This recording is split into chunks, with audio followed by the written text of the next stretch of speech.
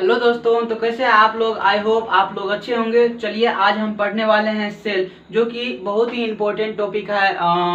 Basic से हम पढ़ते हैं, बायोलॉजी का एक बहुत ही महत्वपूर्ण टॉपिक है। तो चलिए आज स्टार्ट करते हैं हम सेल। सेल क्या होता है? सेल का हिंदी होता है कोशिका। सेल का हिंदी क्या होता है? कोशिका। सेल को हम कैसे डिफाइन करते हैं? सेल का डिफाइन इस तरह से करते हैं, ए cell is a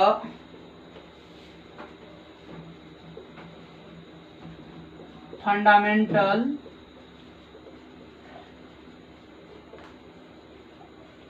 structural and functional unit of life. Cell is a fundamental structural and functional unit of life. मतलब सेल जो है जीवन की क्रियात्मक एंड संरचनात्मक एंड क्रियात्मक इकाई है। तो बात करते हैं जैसे सेल की स्टडी जो होता है, study of cell. Study of cell, तो सेल के स्टडी के क्या कहते हैं? साइटोलॉजी। साइटोलॉजी। सेल जो है, सेल तो कोशिका का इंग्लिश नाम हुआ, लेकिन इसका टेक्निकल नाम जो होता है, सेल का जो टेक्निकल नाम होता है वो होता है साइटो। क्या होता है? साइटो।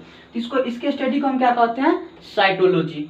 सेल का डिस्कवर सर्वप्रथम किसने किया था? सर्वप्रथम सेल का डिस्कवर किए थे रॉबर्ट हुक। कब किए थे? 1665 में। बेसिकली जो सेल का डिस्कवर किए थे, यहां पर लिख दीजिए डिस्कवर्ड सेल। बेसिकली जो सेल का डिस्कवर्ड किया था वो सेल था क्वार्क सेल। क्वार्क सेल जो कि एक डेड सेल था। डेड सेल था। उसके बाद आए Anton van लुएनहुक। Anton van Leeuwenhoek, इन्होंने first time observe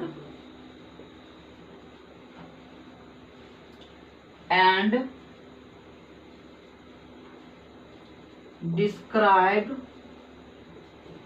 the living cell।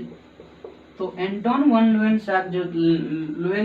साहब जो थे, उन्होंने सर्वप्रथम लिविंग सेल का डिस्कवर किया था। और जो डिस्कवर सेल का जो डिस्कवर किया था सर्वप्रथम, वो किए थे रॉबर्ट हुक ने। किसने किए थे? तो रॉबर्ट हुक ने।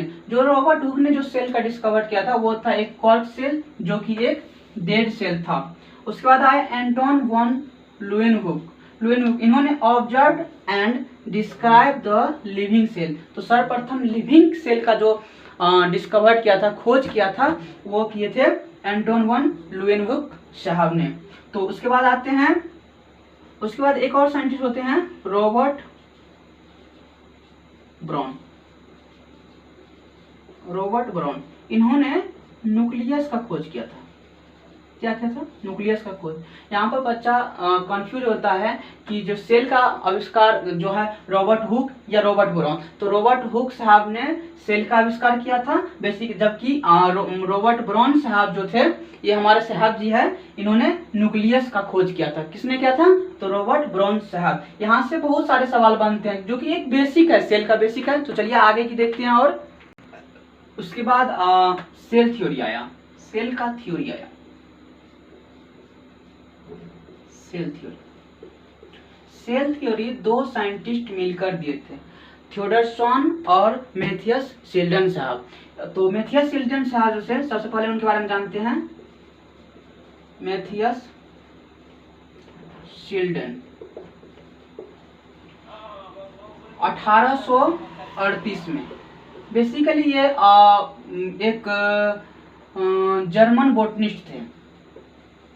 ये जर्मन बोटनिस्ट थे। इन्होंने क्या कहा था? That plants are composed of cells. इनका क्या स्टेटमेंट था? इनका स्टेटमेंट ये था कि plants are composed of cells. इन्होंने क्या कहा था, जो मैथियस शिल्डन साहब जो थे वो एक जर्मन बोटनिस्ट थे। 1838 ईस्वी में इन्होंने एक स्टेटमेंट दिया कि that plants are composed of cells, इन्होंने ये कहा। उसके बाद आए Theodore swan.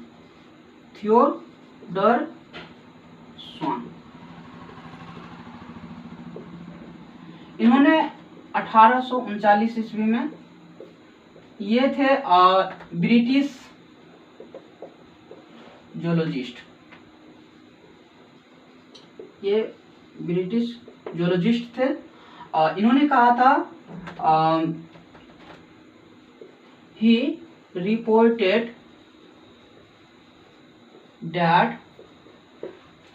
cells had a outer thin outer layer। इन्होंने कहा कि सेल्स के पास जो है एक बाहरी एक लेयर है, जिसे आज हम क्या बोलते हैं, जिसे आज हम प्लाज्मा मेम्ब्रेन बोलते हैं। उस समय इन्होंने बस ये कहा था कि cells had a thin outer layer, जिसे आज हम प्लाज्मा मेम्ब्रेन कहते हैं। ही also found that cells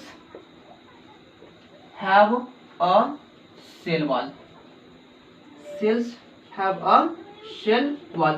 इन्होंने ये भी देखा कि सेल के पास जो है सेल वॉल है। तो देखते हैं मैथियस शिल्डन साहब ने जो है एक जर्मन बोटनिस्ट थे, उन्होंने क्या कहा था कि plants are composed of cells. और उसके बाद थियोडर स्वान जो है उन्होंने जब आए तो 1839 ईस्वी में उन्होंने कहा कि reported that the cells had a thin outer layer. Cell के पास आउटर एक बाहरी छिलका है, एक तरह से पतली सी छिलका है, जिसे उन्होंने सिर्फ यही बताया कि पतली सी छिलका है, जिसे आज हम प्लाज्मा मेम्ब्रेन के नाम से जानते हैं। उस समय इन्होंने सिर्फ यही कहा था कि cell has a outer thin layer. तो चलिए आगे देखते हैं। तो शिल्डन साहब जो थे उन्होंने एक स्टेटमेंट और किया। उन्होंने क्या किए थे, ही गेव अ हाइपोथेसिस। उन्होंने एक हाइपोथेसिस दिया कि that's animals and plants are composed of cell and product of cells।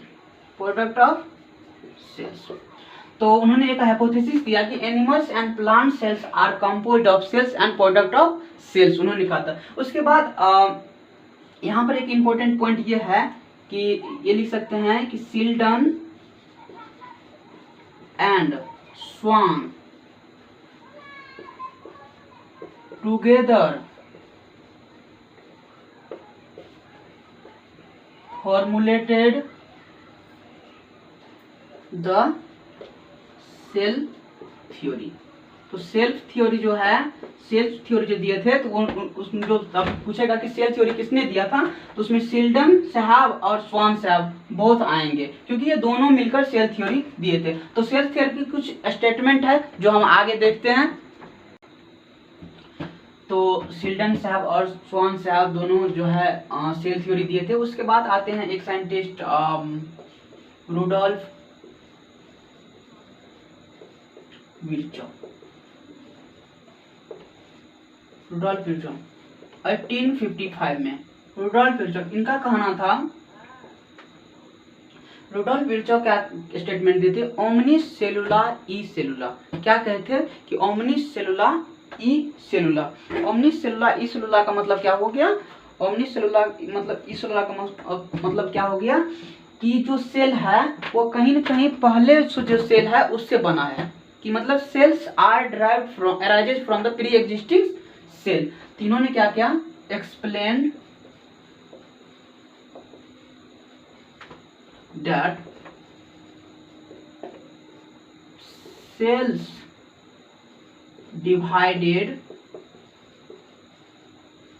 and new cells are formed from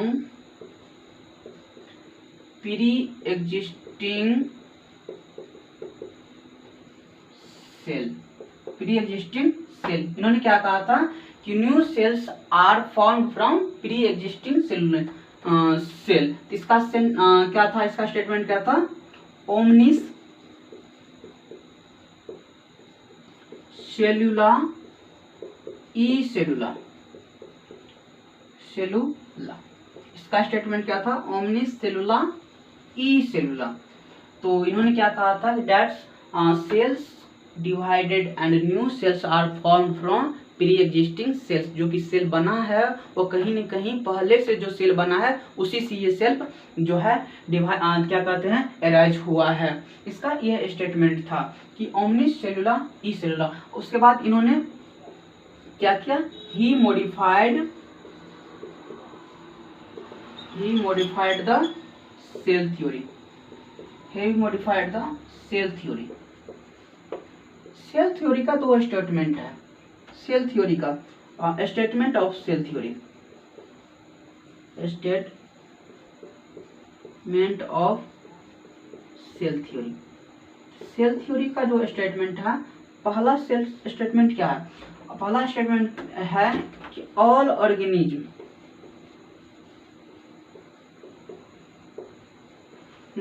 are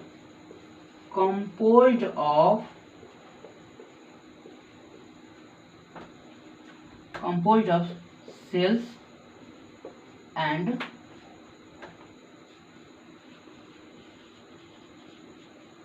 product of sales.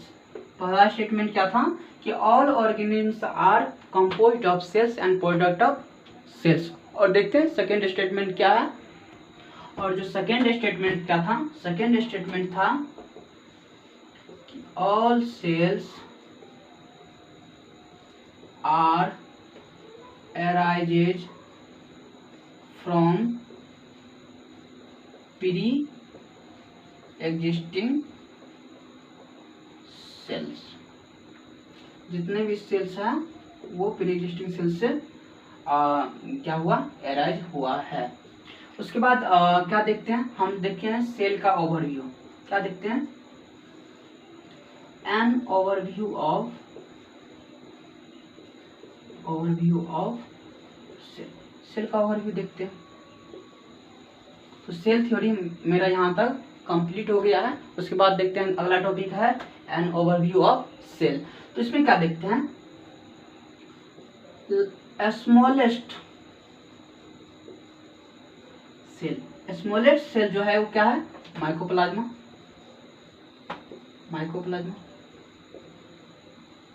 जो कि 0.3 माइक्रोमीटर इन लेंथ होता है। उसके बाद बात करते हैं लार्जेस्ट सेल।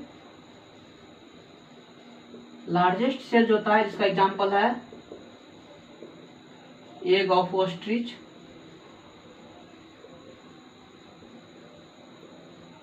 ऑस्ट्रिच मतलब शुतुरमुर्ग। शुतुरमुर्ग का अंडा जो होता है वो वर्ल्ड का सबसे बड़ा सेल है। मतलब लार्जेस्ट सेल जो है वो है एग ऑफ ऑस्ट्रिच। उसके बाद मानव शरीर में देखते हैं कि मानव में देखते हैं कि स्मॉलेस्ट। तो स्मॉलेस्ट सेल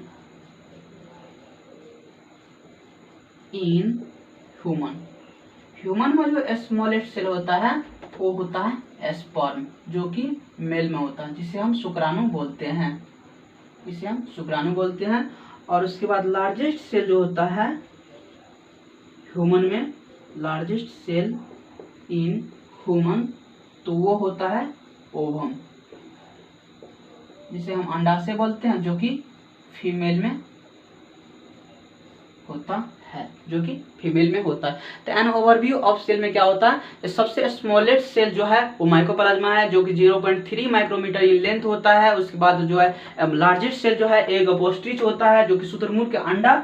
उसके बाद स्मॉलेस्ट सेल इन ह्यूमन जो होता है स्पर्म होता है, जो कि मेल में होता है। और लार्जेस्ट सेल इन ह्यूमन जो होता है वो ओवम होता है, जो कि फीमेल में होता है। तो चलिए आगे देखते हैं। और उसके बाद लॉन्गेस्ट सेल, लॉन्गेस्ट सेल जो होता है वो होता है, उसका एग्जांपल होता है नर्व सेल। क्या होता है, नर्व सेल। उसके बाद बात करते हैं size of RBC. Size of RBC जो कि 7 माइक्रोमीटर इन डायमीटर होता है, इन डायमीटर होता है। उसके बाद साइज ऑफ बैक्टीरिया,